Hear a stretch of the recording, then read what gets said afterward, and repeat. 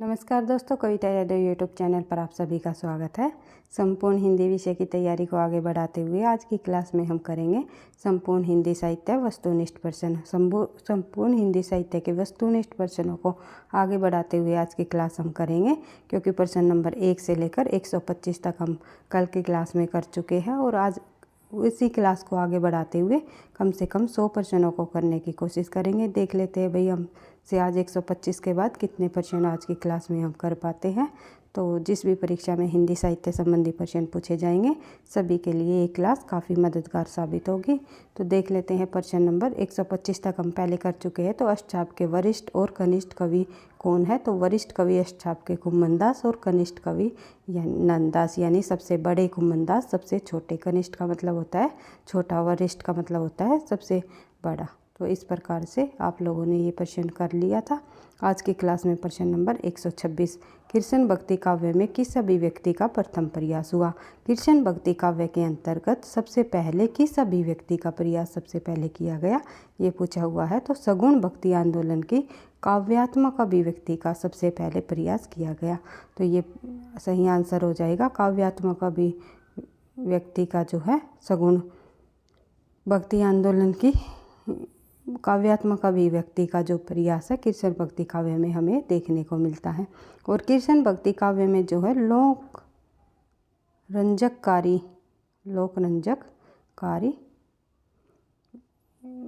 काव्य को अपनाया है, यानी कि कृष्ण के जो है कृष्ण के लोक रंजककारी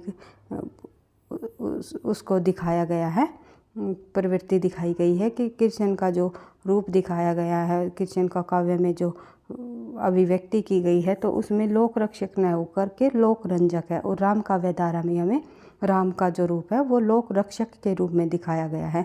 लोक रंजक का एक होता है लोक रंजक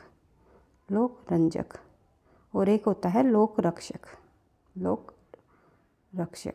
तो इन दोनों में अंतर क्या है? लोक रंजक में जो है मनोरंजन के तौर पर काव्य की अभिव्यक्ति होती है, और लोक रक्षक में जो है समाज की रक्षा करने के लिए जो राम का रूप दिखाया गया है, राम का वर्णन किया गया है, तो समाज के हित के लिए, समाज के जो है समाज की रक्षा करने के लिए उसमें दर्शाया गया है। यहाँ पर हमें कृष्ण काव्य के अंतर्गत कृष्ण के जो है लोक रंजक रूप को देखने को मिलता है। यहाँ पे हमें जो थोड़ा सा कृष्ण काव्य के माध्यम से मनोरंजनता की तरफ हमें दिखाई पड़ता है। बढ़ते हैं आगे। अगला प्रश्न है हमारा प्रश्न संख्या 127, वार्ता साहित्य के लिए कौन सा संप्रदाय प्रसिद्ध है? तो वार्ता साहित्य के लिए वल्लभाचार्य संप्रदाय प्रसिद्ध रहा है। उसके बाद देख लेते हैं प्रश्न नंबर 128, आचार्य रामचंद्र शुक्ल ने ध्वनि काव्य की संज्ञा किसके भ्रम गीतों को दी? तो आचार्य रामचंद्र शुक्ल ने किसके भ्रमर गीतों को ध्वनि काव्य कहा है? तो वो कहा है सूरदास के भ्रमर गीतों को। कई बार परीक्षा में पूछा जाता है सूरदास के भ्रमर गीतों को आचार्य रामचंद्र शुक्ल ने क्या नाम दिया है? तो ध्वनि काव्य नाम दिया है इन्होंने, यानी ध्वनि काव्य की संज्ञा आचार्य रामचंद्र शुक्ल ने किसके भ्रमर गीतों को दी? सूरदास के भ्रमर गीतों के। किसी भी प्रकार से अगर परीक्षा में घुमा फिरा कर भी प्रश्न पूछ लिया जाए तो आप सही आंसर कर सकते हो। बढ़ते हैं आगे। अगला प्रश्न हमारा 129, तो सूरदास के बाद नंददास को किस दृष्टि से महत्वपूर्ण माना जाता है? तो सूरदास के बाद नंददास को जो है अष्टछाप के काव्य सौष्ठव और भाषा की प्रांजलता की दृष्टि से जो है सर्वश्रेष्ठ माना गया है, यानी महत्वपूर्ण माना गया है। यानी कहा जाता है कि भाषा की प्रांजलता का मतलब क्या है? सूरदास जी जो है ब्रज भाषा में काव्य लिखते थे, तो ब्रज भाषा में काव्य लिखने वाला सूरदास के बाद जो कवि आया है वो हुआ है नंददास। अष्टछाप के कवियों में ब्रज भाषा के में ही नंददास जी ने रचना की है। ये इस प्रकार से आप समझ सकते हो। बढ़ते हैं आगे। प्रश्न संख्या हमारी 130, किस काव्य परंपरा का आरंभ सर्वप्रथम तमिल भाषा में हुआ? तो तमिल भाषा में किस काव्य परंपरा का सर्वप्रथम जो है आरंभ माना जाता है? वो माना जाता है भक्ति काव्य परंपरा का। अगर ये पूछ लिया जाए भक्ति काव्य परंपरा का आरंभ किस भाषा में सबसे पहले किया गया? तो तमिल भाषा में। बढ़ते हैं आगे, क्योंकि कहा जाता है द्रविड़ भक्ति उपजी लाए रामानंद। सबसे पहले जो भक्ति का जो प्रचार प्रसार हुआ था, भक्ति की उपज हुई थी, भक्ति का जन्म हुआ था, वो दक्षिण भारत में हुआ था। और दक्षिण में कौन सी भाषा है? तमिल। तो इस प्रकार से तमिल भाषा में जो है भक्ति काव्य परंपरा का सर्वप्रथम आरंभ हुआ। फिर धीरे धीरे जो है भक्ति का प्रचार प्रसार आचार्य रामानंद जी ने उत्तर भारत में भी कर दिया था। तो केवल द्रविड़ दक्षिण भारत में भक्ति के 2 वर्गों के लिए द्वार खुले गए थे और उत्तर भारत में आकर के भक्ति के द्वार जो है सभी के लिए खोल दिए गए। इस प्रकार से हमने भक्ति काल को जब कंप्लीट किया था तो एक एक तथ्य को, एक एक जो पॉइंटों को मैंने आपको समझा दिया था। और फिर से रिवीजन जब हम करेंगे मैराथन क्लास में, संपूर्ण भक्ति काल से संबंधित तथ्यों को मैं आपको समझा दूंगी। बढ़ते हैं आगे। अगला प्रश्न हमारा प्रश्न संख्या 131। कृष्ण भक्ति को शास्त्रीय आधार प्रदान करने का प्रयत्न किसने किया था? कृष्ण भक्ति को शास्त्रीय आधार प्रदान करने वाले जो विद्वान रहे वे रहे जीव गोस्वामी। एक है सौसुखी और है एक है तत्सुखी। तो तत्सुखी का संप्रदाय का जो प्रवर्तन रहे थे वे जीव गोस्वामी ही रहे थे। बढ़ते हैं सौसुखी का रामचरण। इस प्रकार से ये 2 प्रश्न हमेशा परीक्षा में पूछे जाते हैं। तो प्रश्न उत्तरों के माध्यम से फिर जो वे पॉइंट हमारे सामने आएंगे फिर मैं आपको रिवीजन के तौर पर करा दूंगी। बढ़ते हैं आगे। प्रश्न संख्या 132। विद्यापति को शुद्ध श्रृंगारी कवि किसने माना? तो विद्यापति को शुद्ध श्रृंगारी कहने वाले विद्वान रहे आचार्य रामचंद्र शुक्ल और रामकुमार वर्मा। रामकुमार वर्मा ने और आचार्य रामचंद्र शुक्ल ने विद्यापति को शुद्ध श्रृंगारी कवि घोषित किया है, माना है। बढ़ते हैं आगे। अगला प्रश्न हमारा प्रश्न संख्या 133। आचार्य शुक्ल ने सूरदास को इनकी परंपरा से जोड़ा। शुक्ल ने सूरदास को किन की परंपरा से जोड़ा, ये पूछा हुआ है। तो जयदेव चंडीदास विद्यापति की परंपरा से जोड़ा। या ये पूछा जा सकता है कि आचार्य रामचंद्र शुक्ल ने निम्नलिखित में से इनमें से किन की परंपरा से नहीं जोड़ा। तो इन तीनों को आपको नाम याद रखना है। उसके बाद देख लेते हैं हम अगला क्वेश्चन। आचार्य रामचंद्र शुक्ल ने अपने हिंदी साहित्य के इतिहास में कितने ग्रंथों का उल्लेख किया है? तो 12 ग्रंथों का इन्होंने उल्लेख किया है। आचार्य रामचंद्र शुक्ल ने अपने हिंदी साहित्य के इतिहास में, यानी उनका हिंदी साहित्य का इतिहास जो ग्रंथ है उसका नाम क्या है? हिंदी साहित्य का इतिहास। हिंदी साहित्य के इतिहास नाम से ही इन्होंने हिंदी साहित्य का इतिहास ग्रंथ लिखा है। आचार्य रामचंद्र शुक्ल ने 1929 ईस्वी में इसे प्रकाशित कराया गया। बढ़ते हैं आगे। और इसमें 12 ग्रंथों का उल्लेख इसमें किया है। बढ़ते हैं आगे। प्रश्न संख्या 136। पुरुष कहानी हो को कहो जसु पथावे पन्नू। ये जो किस कवि की उक्ति है? जो पुरुष कहानी हो कहो जसु पथावे पन्नू, ये उक्ति जो है विद्यापति जी की है। उसके बाद देख लेते हैं आगे। एक सेकंड भाई,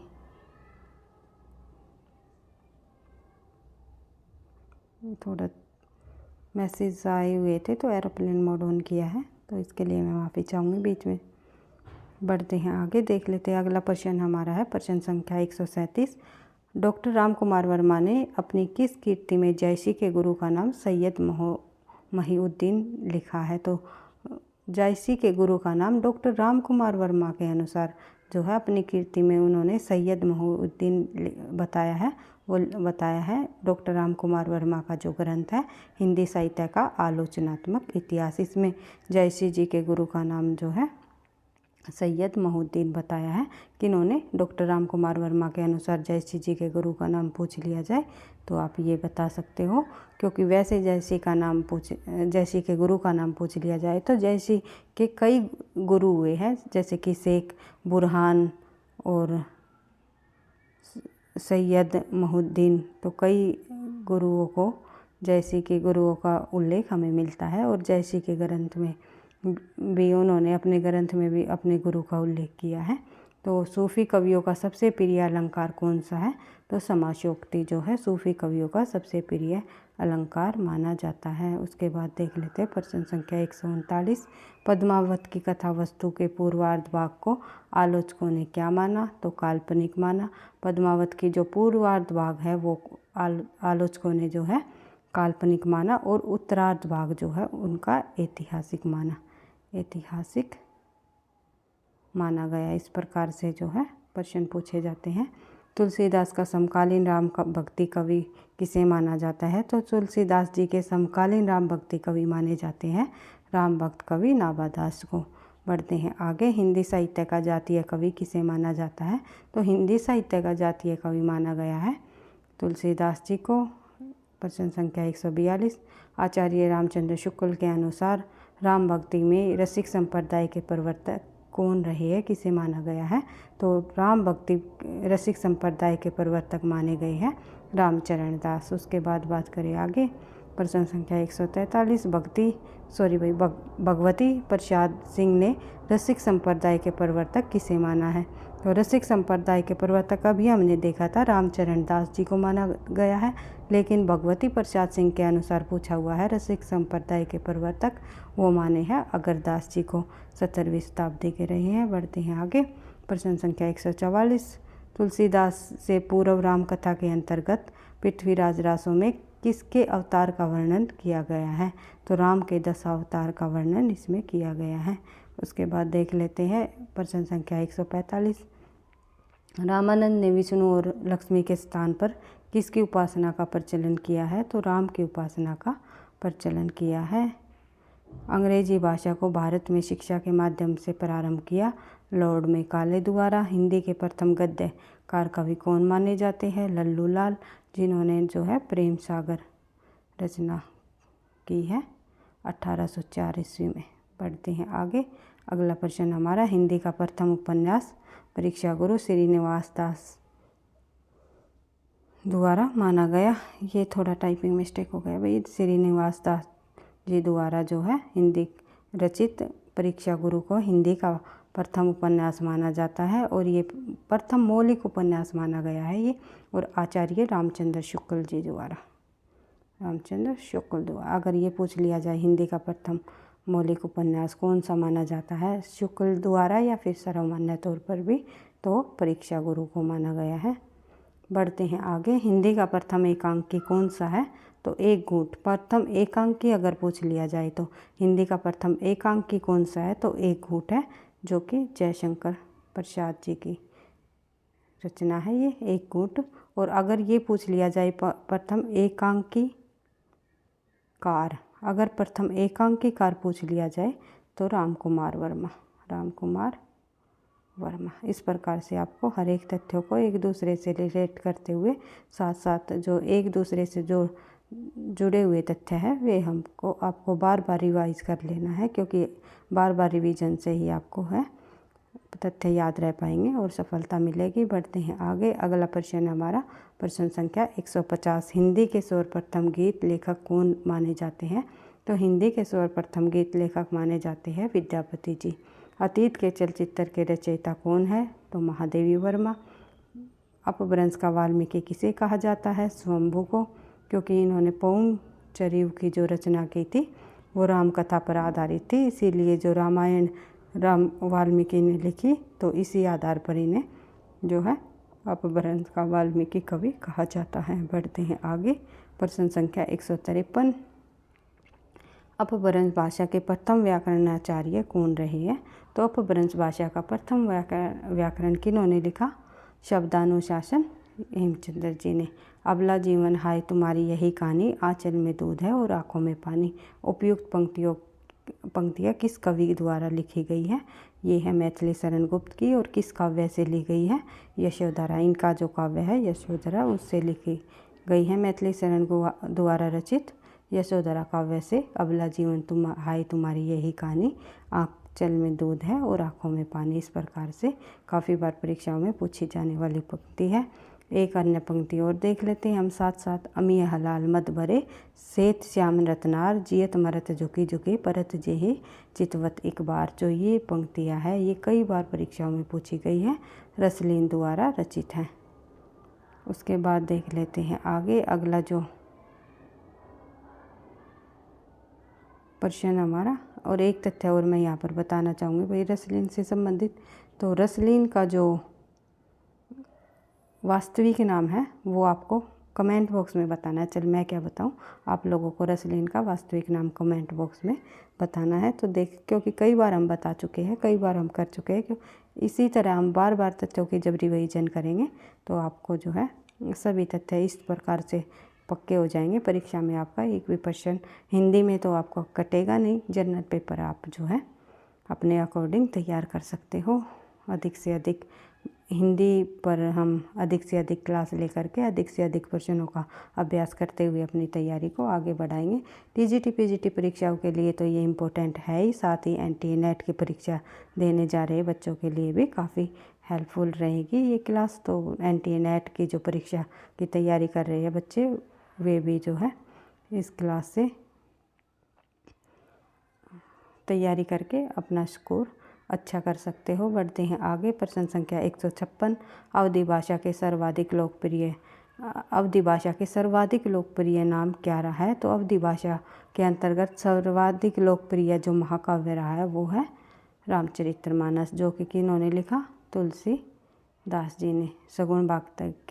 सगुण भक्ति काव्यधारा के राम काव्य कवि तुलसीदास जी ने रामचरितमानस की जो है रचना की है। अगर ये पूछ लिया जाए अवधी भाषा का प्रथम महाकाव्य कौन सा माना जाता है, तो वो माना जाता है पद्मावत। जायसी जी द्वारा लिखा गया पद्मावत अवधी भाषा का प्रथम महाकाव्य माना जाता है। लेकिन सर्वाधिक लोकप्रिय अगर पूछ लिया जाए तो रामचरितमानस का नाम आएगा भाई, ये आपको ध्यान रखना है। बढ़ते हैं आगे। अगला प्रश्न हमारा, अशोक के फूल निबंध का रचनाकार कौन रहे हैं? तो हजारी प्रसाद द्विवेदी जी। अष्टछाप के सर्वश्रेष्ठ भक्ति कवि कौन माने जाते हैं?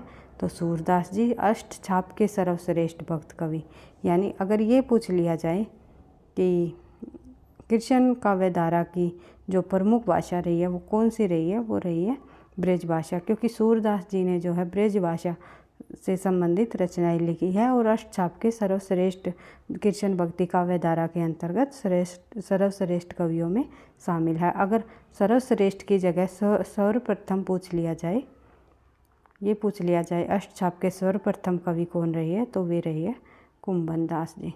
कुंभन दास अभी हमने पढ़ा था वरिष्ठ कवि कुंभन दास जी, और सबसे छोटा कवि कनिष्ठ कवि कौन सा है? नंददास जी। नंददास जी। और किस अष्टछाप के कवियों में पिता पुत्र का संबंध है? वो है कुंभन दास और चतुर्भुज दास जी का। तो किसी भी प्रकार से अष्टछाप से संबंधित जो तथ्य हैं उनसे प्रश्न पूछे जाते हैं हमेशा परीक्षा में। तो हर एक तथ्यों को आपको बार बार रिवाइज करते हुए याद कर लेना है। तो मैं ये आपको हमेशा बार बार बोलती हूँ कि आपको बार बार तथ्यों की रिवीजन करनी है, क्योंकि घुमा फिरा कर इन्हीं तथ्यों में से प्रश्न पूछे जाते हैं। तो इसीलिए संपूर्ण हिंदी साहित्य से संबंधित जितने भी हमारे महत्वपूर्ण प्रश्न हैं जो कि बार बार परीक्षाओं में पूछे जाते हैं, हम उनकी रिवीजन करते हुए जो है अपनी तैयारी को आगे बढ़ाएंगे। देख लेते हैं प्रश्न संख्या 159। आशु काव्य के रचयिता कौन है? तो आशु काव्य किन्होंने लिखा? जयशंकर प्रसाद ने। आचार्य रामचंद्र शुक्ल ने त्रिवेणी में किन 3 महाकवियों की समीक्षाएं प्रस्तुत की है? तो सूर, तुलसी और जयसी की इन्होंने समीक्षा की है।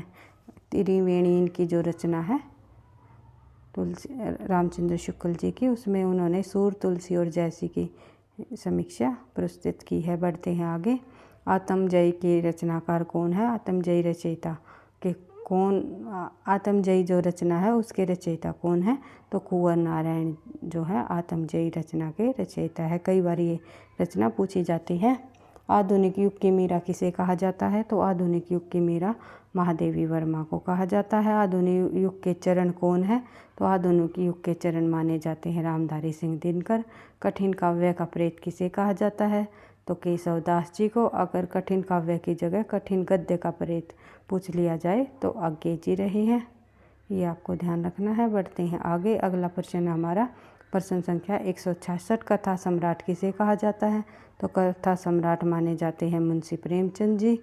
उसके बाद और उपन्यास सम्राट भी मुंशी प्रेमचंद जी को कहा जाता है, क्योंकि उपन्यासों का जब काल विभाजन किया गया है, उपन्यासों का जो है ये कितने भागों में बांटा गया है, तो मुंशी प्रेमचंद जी को ही केंद्र में रखकर उपन्यास को बांटा गया है। यानी प्रेमचंद पूर्व के उपन्यास, प्रेमचंद युगीन उपन्यास, प्रेमचंद्रोत्तर उपन्यास। तो इस प्रकार से मुंशी प्रेमचंद को केंद्र में रखकर उपन्यासों का काल विभाजन किया गया है। इसी आधार पर मुंशी प्रेमचंद जी को कथा सम्राट भी कहा जाता है और उपन्यास सम्राट भी कहा जाता है। कथा सम्राट इसलिए कहा जाता है क्योंकि लगभग इन्होंने 300 कहानियों की रचना की है। तो इस प्रकार से आपको हर एक तथ्यों को ध्यान रखना है। ये पूछ लिया जाता है मुंशी प्रेमचंद जी ने कितनी कहानियों की रचना की है, तो लगभग 300 कहानियों की। बढ़ते हैं आगे। किस काल को स्वर्ण काल कहा जाता है, तो भक्ति काल को स्वर्ण काल की संज्ञा दी जाती है। और किन्होंने कहा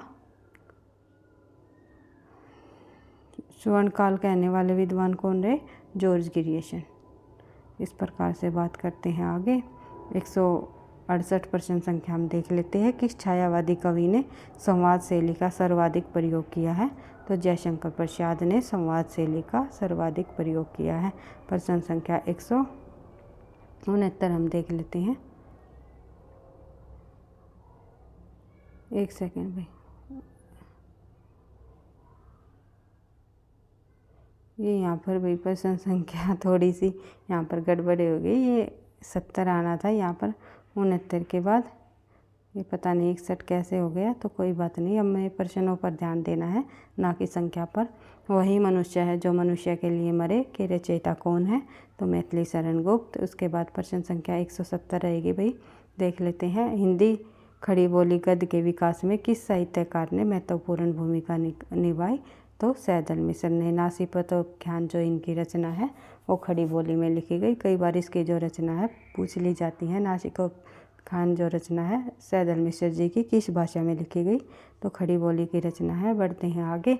162 जा मेरा कछु होत पढ़त ताही सब कोय, बात अनूठी चाहिए भाषा को कोयु होय। जो ये पंक्ति है ये भारतेंदु जी हरिश्चंद्र जी द्वारा रचित है। बढ़ते हैं आगे। अगला प्रश्न है, संविधान के अनुच्छेद 343 के अनुसार संघ सरकार के कार्यों में अंग्रेजी का प्रयोग जारी रखने की व्यवस्था कब तक के लिए की गई, तो 25 जनवरी 1964 तक जो है अंग्रेजी का प्रयोग जारी रखने की व्यवस्था की गई। बढ़ते हैं आगे। अगला प्रश्न है हमारा प्रश्न संख्या 164। अधिकतर भारतीय भाषाओं की लिपि का विकास किस प्राचीन लिपि से हुआ, तो ब्राह्मी लिपि से अधिकतर भारतीय भाषाओं लिपि का विकास हुआ है। जैसे ये भी पूछ लिया जाता है देवनागरी लिपि का विकास किस लिपि से हुआ, तो ब्राह्मी लिपि से। बढ़ते हैं आगे। देवनागरी लिपि में हिंदी के अतिरिक्त और कौन सी भाषा लिखी जाती है, तो मराठी। मराठी भी देवनागरी लिपि, मराठी की लिपि भी देवनागरी लिपि ही है।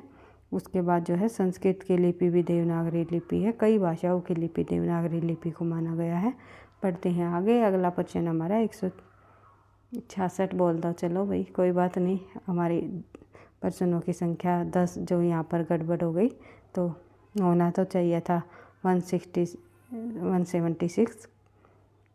बढ़ते हैं आगे। देख लेते हैं ब्रज भाषा खड़ी बोली हरियाणवी, बुंदेली और कन्नौजी बोलियाँ हिंदी की बोलियों से किस वर्ग के अंतर्गत आती है, तो पश्चिमी हिंदी के वर्ग में आती है। ब्रज भाषा खड़ी बोली हरियाणवी, बुंदेली और कन्नौजी। और हिंदी जो बोली भाषा के कितने वर्गों में बांटा गया है, तो 5 वर्गों में बांटा गया है। जैसे पश्चिमी हिंदी, पूर्वी हिंदी और एक है बिहारी, उसके बाद जो है पहाड़ी भी है, एक राजस्थानी। इस प्रकार से जो है हिंदी की बोलियों को जो है 5 वर्गों में हमने बांटा है। पढ़ते हैं आगे। कीर्तन काव्य की अपार संपदा किस भाषा में है, तो कीर्तन काव्य की अपार संपदा जो है ब्रज भाषा में है। भोजपुरी मूलतः किस प्रदेश की बोली है, तो बिहार की। उसके बाद देख लेते हैं हिंदी की बोलियों को कितने वर्गों में रखा है, तो अभी मैंने बताया था 5 वर्गों में रखा है। कौन कौन सी?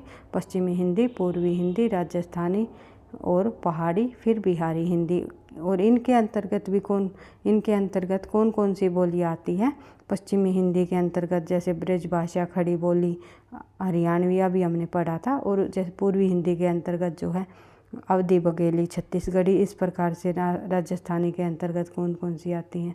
पहाड़ी के अंतर्गत जैसे खश, बिहारी के अंतर्गत जैसे मगही, भोजपुरी। तो इस प्रकार से जो है इनको हमें एक भाषा विज्ञान के अंतर्गत ये हम टॉपिक पढ़ेंगे।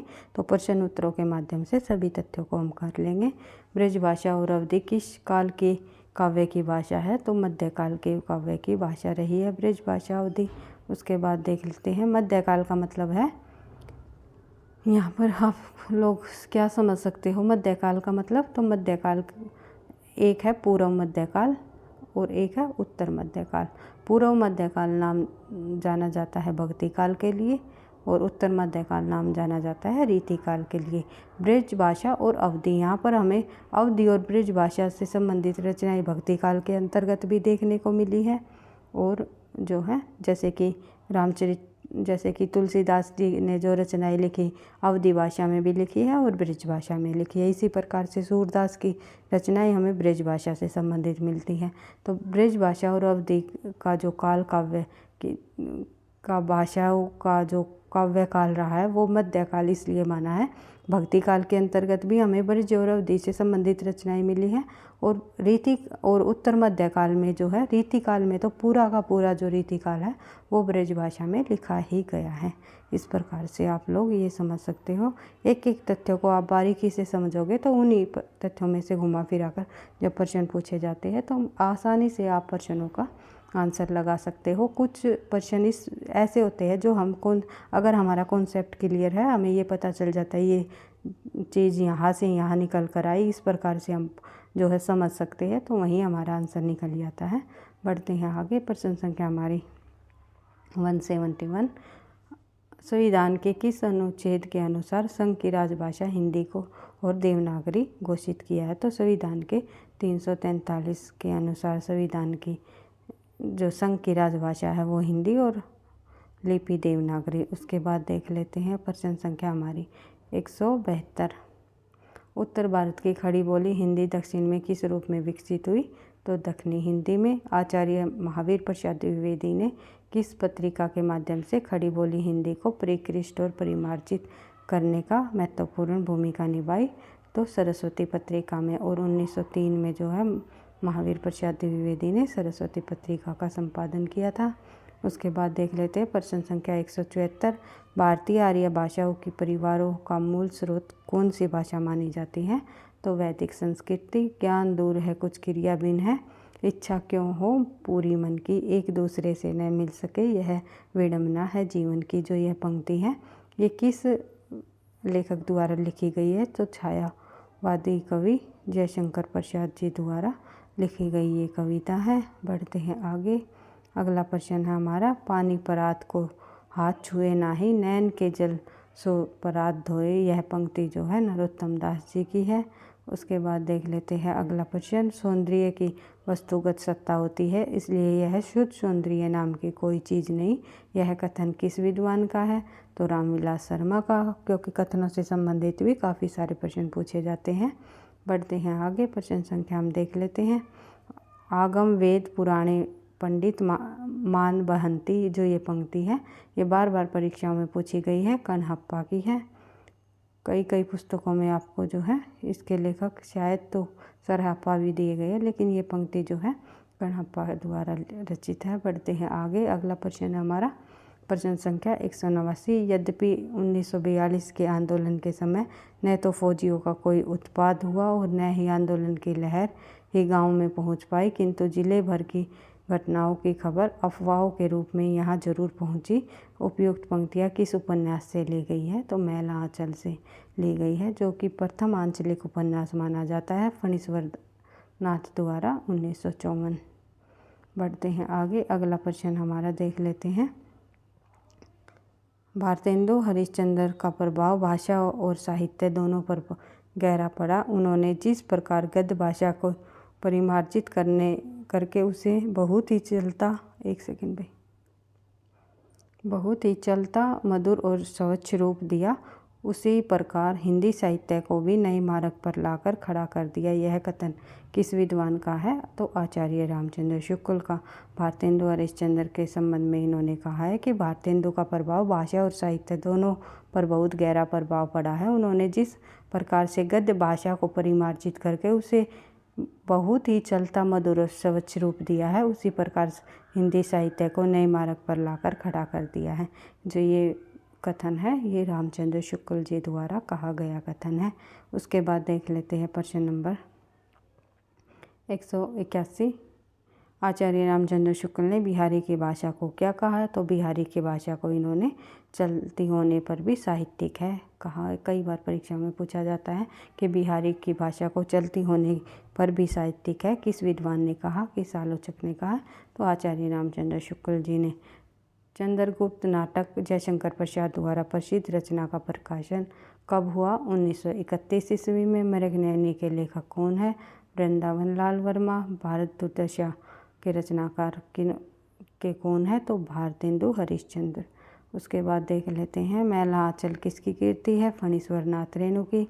गण देवता किसकी कीर्ति है? नई कीर्ति है ये। क्या पता परीक्षा में पूछ ली जाए। तो कई प्रश्नों जो बिल्कुल नए हैं उनको भी हम लेकर के चलेंगे।